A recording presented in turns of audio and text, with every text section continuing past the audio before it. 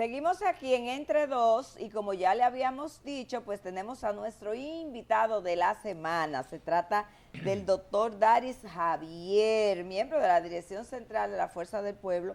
Es viceintendente de bancos, profesor de economía de la UAS. Y cuando dije doctor, no piensen que es abogado ni médico. Me refiero a que es doctor en economía. Es decir, que hoy vamos a hablar aquí de economía pura y vamos a aprender mucho, doctor. Bienvenido a Entre Dos. Gracias, un honor estar con ustedes aquí.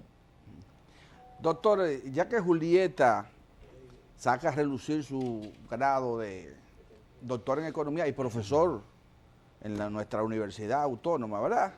No sé si en alguna otra. Ya me retiré de las demás. Ya se retiró de la demás. Dari, No valoran a los docentes. Sí, la UAS sigue siendo la mejor en eso. Claro. Dari, la situación de la economía nacional vinculada a la situación internacional, ¿cómo tú la ves? El desempeño que tenemos, ¿vamos bien? ¿No vamos muy bien? ¿Cuál es la situación real de la economía dominicana? Bueno, voy a tomar las palabras que redactaron desde el gobierno ayer cuando presentaron los lineamientos de una reforma que es tributaria, porque a veces la gente se confunde lo que es una reforma fiscal y tributaria, creen que es lo mismo. Y aunque parece lo mismo, tiene una línea poco visible que la divide, porque la reforma fiscal incluye, además de modernizar el sistema tributario, incluye mejorar el gasto, la calidad del gasto. En cambio, la reforma tributaria se concentra en recaudar, y eso fue lo que hizo el gobierno a través del Ministerio de Hacienda, presentar una serie de recaudaciones y señalando, justificando cuáles fueron las razones, y dentro de ellas es la gravitación de la situación internacional. Entonces, partiendo de ese criterio, según el gobierno, esta economía no está, digamos, en una situación de estabilidad con holgura, sino que hay ya señales de que en cualquier momento puede explotar. Porque si ustedes ven, el gobierno se plantea recaudar entre 40 y 50 mil millones de pesos. Eso te dice a ti que el gobierno está presentando la misma intención que tenía en las dos iniciativas de reforma que se planteó anteriormente. Entonces eso te dice, bueno, pues si el gobierno está afanado por eso, la cosa no está bien. Esa es una. Y por el otro lado, en esa reforma, el gobierno lo que trajo, parte de esas iniciativas de reformas anteriores, y la fue presentando en esta etapa, por una parte. Lo que tengo la aprehensión de que podría, si sale exitoso de esto, podría entonces volver y tomar la otra parte que ellos dejaron fuera. Fíjate que señalan, no se toca esto, no se toca, entonces, si estos salen bien, entonces más adelante entramos a la segunda etapa. Por tanto, lo que está diciendo el gobierno, que la situación económica le puede explotar en la mano en cualquier momento. Pero entonces, vamos a ver si yo entiendo. Lo que se presentó ayer, que el gobierno lo nombró como el plan para impulsar el crecimiento y enfrentar la crisis internacional, ¿es una reforma en su estructura, en lo que plantea, en los elementos que impactan, los sectores que impactan? ¿Es una reforma o es simplemente un plan de medidas? De plan no tiene nada. Ajá. Es una reforma de carácter tributario, porque está tocando los impuestos. Entonces, si tú tocas los impuestos, los modificas, entonces tú estás planteando también reforma tributaria. Okay. Cuando digo enfatizo tributaria, significa que el interés que prima es recaudar. Si tú tienes interés, afán por recaudar, es porque tú tienes problemas financieros, ¿cierto?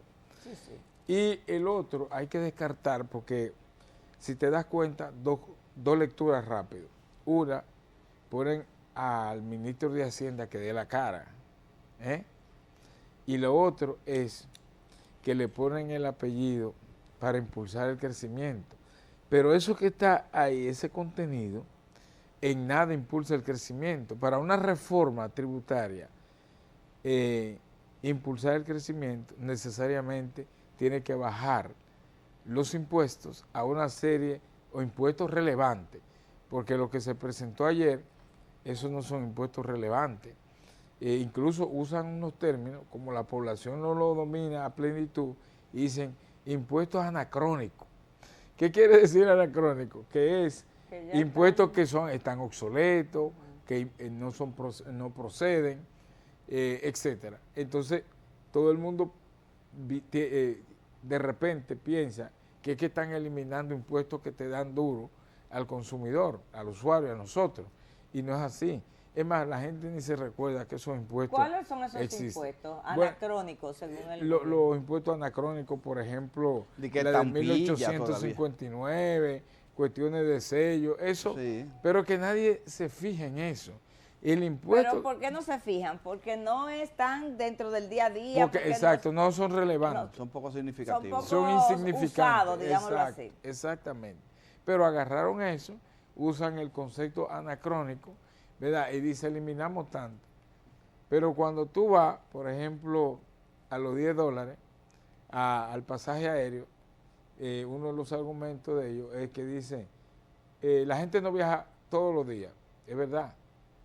Tú como persona no viajas todos los días, pero en ese caso no se mide tú como persona, sino el conjunto de personas. ¿Entiendes?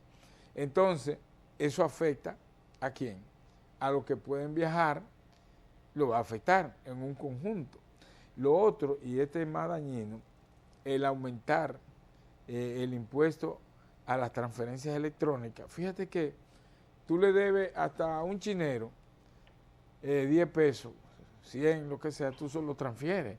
Todo es transferencia. Significa que hemos aumentado y resulta que la Junta Monetaria ha avanzado en conjunto con la Superintendencia de Banco y el Banco Central en lo que se llama el sistema de pago, ¿verdad? Poniéndolo más acorde, más moderno, y con esto entonces lo va a retroceder. Entonces, de ese punto de vista, no estamos impulsando una modernización. Al contrario, eso puede provocar que muchas personas no sigan haciendo transferencia electrónica. Igual que el cheque. El cheque prácticamente está en desuso. Está en desuso, pero todavía para algunos pagos se usa, ¿verdad? Entonces, el otro caso que ellos resaltan es la indexación salarial. Si tú te das cuenta, de casi 36,000 lo dejan por debajo de 40,000. Entonces, esa parte tampoco es relevante. Y así tú lo vas buscando detalle por detalle, y lo que tú llegas a la conclusión que el gobierno está muy preocupado por el asunto financiero del Estado, porque si bien el gobierno, como ellos mencionan en una parte de la presentación, dice que el gobierno está haciendo su tarea, que se está sacrificando, pero en ese sacrificio, el sacrificio más relevante que puede ocurrir es el congelamiento de la nómina pública, el gasto corriente, que es un gasto improductivo, y eso no se menciona ahí. ¿Cuáles son los gastos corrientes para que las personas que nos están escuchando lo entiendan? Son los gastos básicamente con que el gobierno cubre la nómina. Compra materiales gastables, etc. Materiales gastables, la nómina pública. El tema de los costes operativos, por ejemplo, exacto, el pago de la energía eléctrica, ¿eso es gasto corriente? Sí. Lo que pasa es que el pago de con ese gasto es que el gobierno puede poner a funcionar el Estado, ¿verdad? ¿A cuánto asciende ese gasto corriente? No lo recuerdo así, pero ellos lo presentaron ayer. Pero hay un gasto dentro de eso que pudieron incorporarlo en esa reforma. Es la cantidad de alquileres para instituciones públicas que ellos tienen, porque han llenado el gobierno, como nunca ha ocurrido, con alquileres. En términos reales, el Estado no está para alquilar, el Estado está para tener sus propias edificaciones. Pero cuando tú vas, ¿quiénes son los dueños de esos locales? Son personas que de una u otra manera aportaron a la campaña. Siempre son, hay una coincidencia ahí como muy coincidente. Dari, entonces, ellos pretenden, según el contenido de la reforma, vamos a decir reforma, ¿verdad? Sí.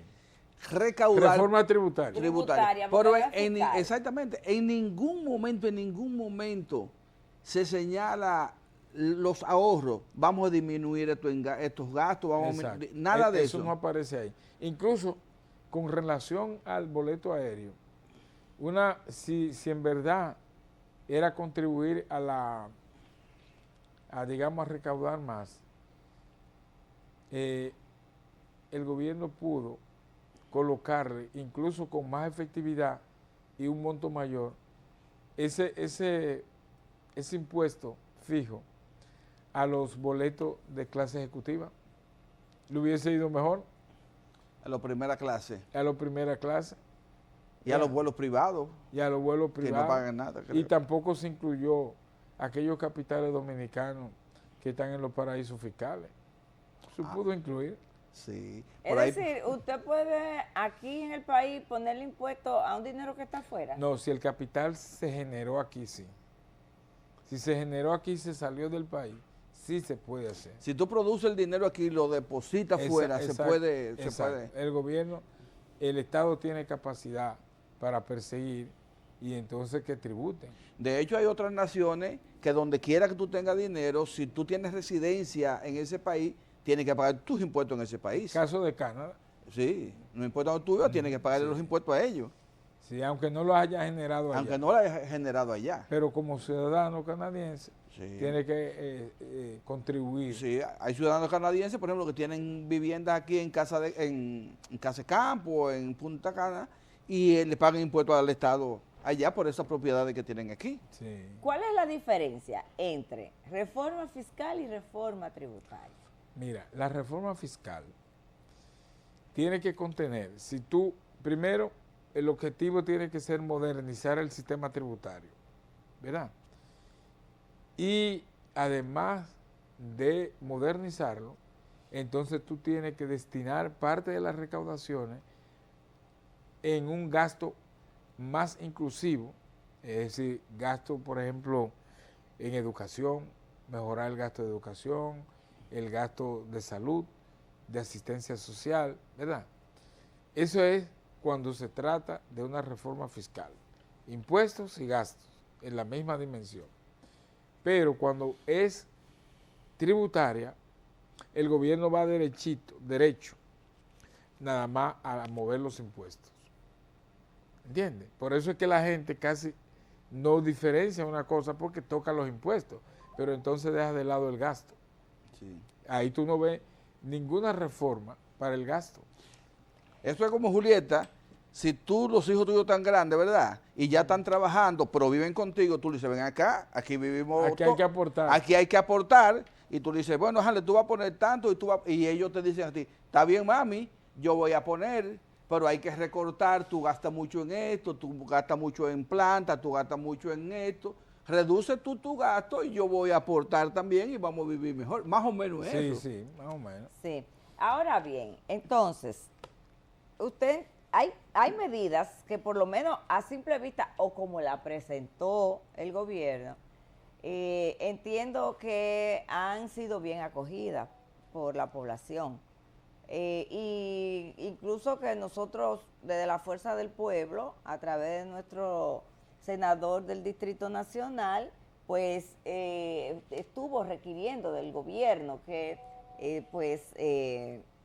indexara los salarios, por ejemplo, y el tema del anticipo. O sea, son a mi juicio, las dos medidas que han causado más impacto positivo en la población y la verdad hay que decirla, ha sido gracias a un trabajo que se hizo del bloque de la Fuerza del Pueblo, tanto en la Cámara de Diputados como en el Senado, para apoyarla. ¿Realmente van a tener el efecto que se entiende, que la población así de primera vista entiende que sí, o usted cree que no? Mira, no es que la ha cogido porque la población, hay unos puntos que no lo domina y no sabe cómo lo puede afectar. Pero cuando uno lo ve desde el punto de vista técnico, se da cuenta que no, que en cualquier momento puede rebotar, ¿verdad? Por eso te dije, ellos tomaron una parte de las dos reformas anteriores, tomaron una parte, fíjate que argumentan, se pasan alrededor de 9 páginas, dándole vueltas, justificando con los subsidios a los combustibles, la situación internacional. ¿Afecta los subsidios? ¿Tomaron alguna medida para...? No, que ellos lo que dicen que no lo van a tocar y detallando cómo fue, cómo ha sido los subsidios hasta ese momento. Y aunque no te dicen que ya el gobierno no soporta, te dicen necesitamos entre 40 y 50 millones, 50.000 millones. Entonces, por ejemplo, bien, la indexación salarial, que ha sido un reclamo prácticamente nacional, ahora mismo son libres de impuestos alrededor de 35.600. 34.000. Entonces, lo llevan a 39.000. A 39.200, o sea, por debajo. Un 15%. Por debajo, pero resulta que en este momento actual, conforme con el Código Tributario, estaríamos hablando de 52.000 pesos, que estaría libre de impuestos. Es decir, que estamos hablando que todavía hay alrededor de 13.000 pesos dentro de un salario que todavía quedan colocados. Ahora, el gobierno pudiera tener la oportunidad para quitarse la presión de encima de introducir en eso. Mira, vamos a actualizar lo que manda el Código Tributario y vamos a hacer una gradualidad, un diferenciamiento diferido, digamos, en el tiempo que le queda al gobierno. En el 2027 lo vamos a subir a 42, a 45, luego en el 28 llegamos a 50 para que el otro gobierno que venga en el 29 lo adecúe. O sea, pudo hacerse eso porque ellos hicieron un diferimiento de 3 años también en una parte de esa reforma en lo que tiene que ver con el pago de las empresas que tienen capital por encima que declararon 1.000 millones de utilidades. Sí, van a pagar en 3 meses. Durante 3 años. Durante 3 años. Entonces, pudieron hacerlo así y adecuaban esa indexación. ¿Entiendes? Entonces, en ese sentido, el gobierno ahí se quedó corto. Que lo hizo, pero lo hizo muy poco, por tanto, no va a sentir ese beneficio los asalariados. ¿Podría darse el caso de que los efectos de la reforma, en vez de aumentar las recaudaciones, la disminuyan por efecto, por ejemplo, de la baja inversión, que la gente invierta menos o consuma menos? ¿Podría darse eso? Sí, porque en el caso, por ejemplo, del impuesto de la transferencia, de punto 15 a punto 20, las transferencias electrónicas podían quedar afectadas. Y el gobierno, por un asunto coyuntural de momento, lo plantea, pero no midió la consecuencia de que la gente, porque tú no estás obligado a hacer una transferencia. No. Por ejemplo, hay cosas que yo no hago por transferencia, ¿verdad? Sin haber ese cambio, pero cuando la mayoría vea ese cambio que tienes que pagar más, te puede decir, ven a buscarlo o yo te lo llevo. Yo tengo el dinero aquí, pasa por Exacto. aquí. Entonces se puede ver afectada la banca, el sistema financiero. El sistema financiero se puede ver afectado, pero el usuario es el que se va a ver más afectado. Y resulta que en esta parte, como le dije ahorita, el sistema de pago había avanzado. Hay gente que, por ejemplo, no van a los bancos, sino que por aquí, hace la transferencia paga depósito y se ahorran, pagan luz, teléfono, basura, agua por el teléfono. Sí. Lo pagan esa transferencia. Todo eso queda afectado. Toda esa comodidad al cual se ha adecuado la población va a quedar lacerado. Yo soy una que no voy al banco. Yo tengo años que no voy al banco, años que no voy a la compañía de teléfono. Tú pagas muchísimo a pagar dinero. Pues yo debo pagar mucho, yo no me he dado cuenta. Cuando pero tú yo voy a sumas, pensar. tú pagas muchísimo dinero por esa transferencia. Y cuando tú, por ejemplo,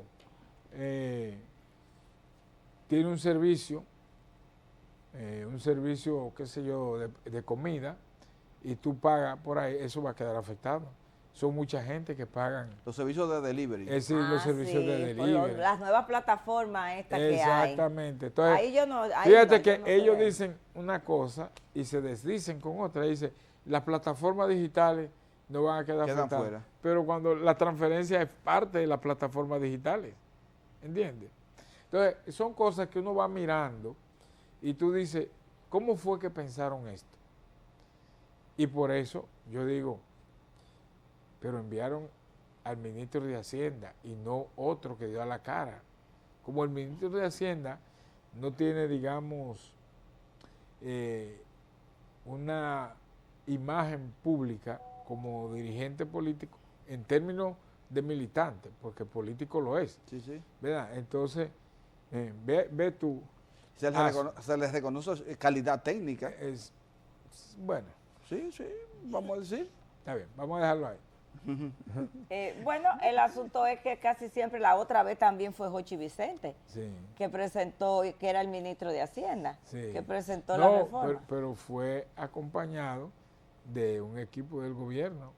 Pero ahora quien dio la cara Fue dije, él solo. fue él Bueno, a eso solo. que usted se refiere. Claro, porque Ok. esos detalles siempre hay que fijarse. Sí, sí, sí. Tenemos que fijar por qué lo hace. Fíjate que lo hace hasta en una conferencia. Tú oyes. No, y nadie con responsabilidad política, por ejemplo, Paliza, que siempre está en todo, menos en la misa, en la otra vez fue y justificaba, pero lo sacaron de circulación. Sí. Dari, y dime del tema inflacionario. ¿Estas medidas no podrían influir en un aumento de la inflación o esto no afecta para nada por ningún lado? Bueno, habría que ver la aplicación, ¿verdad? Porque esos aumentos que hablamos son parte de la inflación. Por ejemplo, los pasajes aéreos te van a aumentar. La gente ve $10, pero no son $10 pura y simple. Son muchos $10. Sí. El caso de las transferencias bancarias que aumentan, inciden en la inflación, porque por ejemplo, si tú haces un pedido a una página donde el delivery ya no te va a costar lo mismo, ¿verdad? Y así tú vas mirando muchas cosas y van a ir influyendo. Ahora, hay un problema, es que el gobierno siempre acarició la idea de buscar ese monto, siempre, antes de los conflictos bélicos que estamos presenciando. Ya el gobierno quería ese monto. Es decir, que tú te vas al fondo y tú interpretas y te dices, pero en términos reales no es pura y simplemente los conflictos, aunque incidan, pero ya el gobierno tenía la idea de querer ese monto, porque el gobierno quiere gastar. Ese por un lado. Porque viene arrastrando un déficit. Exacto. Por eso mismo, ¿verdad? Porque eso es lo que te refleja la precariedad financiera que tiene el gobierno en sus finanzas. Ahora yo le pregunto a usted, dada su experiencia, ¿qué hay de diferente ahora que no existía en el 21 y en el 24, cuando presentaron los dos proyectos anteriores? Y ahora, ¿cuál es la diferencia entre ese momento y este para que ellos la presentaran ahora? Porque ahora sí, ellos, ¿qué pensaron? Ya el ambiente estaba propicio. La justificación que ellos tienen y lo presentan ahí es el entorno internacional. Sí. Un entorno internacional más adverso porque en aquella, fíjate que en aquella estábamos en el medio de la pandemia, ¿verdad? Ahora estamos en medio de los conflictos geopolíticos. Pero Entonces, aquella vez hubo un rechazo total y no pudieron presentarlo. sí. Ahora como porque- que la población... No, lo que pasa es, lo que te dijo ahorita, ellos tomaron una parte. Ellos no la tomaron toda. Entonces, yo lo que me pongo a reflexionar, que ellos agarraron una parte, la menos agresiva, y la traen ahora, y luego lo toman como ensayo, y después puede venir una segunda etapa y presentar otra menos agresiva, que ya no tendría esta, hasta que pueden llegar a una tercera en lo que les resta al periodo constitucional del actual gobierno. Es que ellos nos la están poniendo chin a Exacto. chin para que nos sintamos. Exactamente. Muy bien. Para que la gente esa es la entienda. lectura, esa es la lectura Para que que nos la trae. gente entienda. Sí, sí. Le están dando la píldora de poquito a poco. Este es el primer ensayo. La menos fuerte te la están dando adelante Sí. para después darte la que te va a tumbar. Sí. Ahora, ante la situación actual. Y mira que mandan a decir, no, que todo el mundo no viaja todos los días. Pero no es un asunto individual, es la población en general. No, la gente viaja. Claro. La gente viaja, todos los días la gente viaja. La gente O- viaja. o- Que Hoy tú viajan no los viajes Pérez, todos los días mañana es viajan otra los cosa. Gómez. No, y si no, hay que ver los vuelos como Claro, están lleno llenos. todo el tiempo. Sí. Ante esta situación, ante la situación real del país, económicamente hablando, ¿usted entiende que esto va a venir a resolver la situación ya del país como país? ¿Realmente estas medidas van a impulsar el crecimiento económico o no? Es que esas no son medidas de impulsar crecimiento. Dicen ellos que sí. Bueno, pero yo te dije ahorita que malpusieron el concepto de crecimiento económico. Porque para tú impulsar el crecimiento económico con medidas tributarias o fiscales, lo primero que tú tienes que hacer es bajar los impuestos. Y bajaron impuestos. Eliminaron lo que son menos significativos. Pero en términos de impuestos significativos, no. Eso para nada. Cualquiera que se haya leído una página de introducción a la economía se da cuenta que no. Daniel, Porque tenga un mínimo de conocimiento de los impuestos. hay un tema que la gente como que la enredan o se enredan uno mismo. Ha aumentado el monto de la deuda. Estamos hablando de que Casi 83 andamos casi por los 80 millones, Sí. 83.000. 83 mil millones, ¿verdad? Pero cuando tú le preguntas a un funcionario de gobierno, al ministro, a cualquier funcionario del área económica, te dice, no, eso está igual, el porciento del Producto Interno Bruto con relación a la deuda, eso es lo mismo que hace 20 años. ¿Qué es lo que te quieren decir con eso? Mira, yo no sé por qué el presidente Abinader se decanta diciendo que él disminuyó la deuda o que ha disminuido la deuda. Porque si la matemática no falla, 50.000 millones es muy inferior a 83.000 millones. Entonces, en economía hay una ecuación que relaciona el monto de la deuda con el Producto Interno Bruto. Eso lo que te menciona es la capacidad de pago que tiene el país, pero para nada eso te menciona que la deuda ha disminuido. Y yo veo que él se enamora diciendo que sí, que disminuyeron la deuda de ese punto de vista. Y obviamente un presidente no necesariamente tiene que ser un técnico, pero sí tiene que tener una comprensión de esas cosas que va a decir. Entonces parece que el entorno que le trabaja esos términos le presenta un número menos, inferior, y él es que está convencido que es verdad.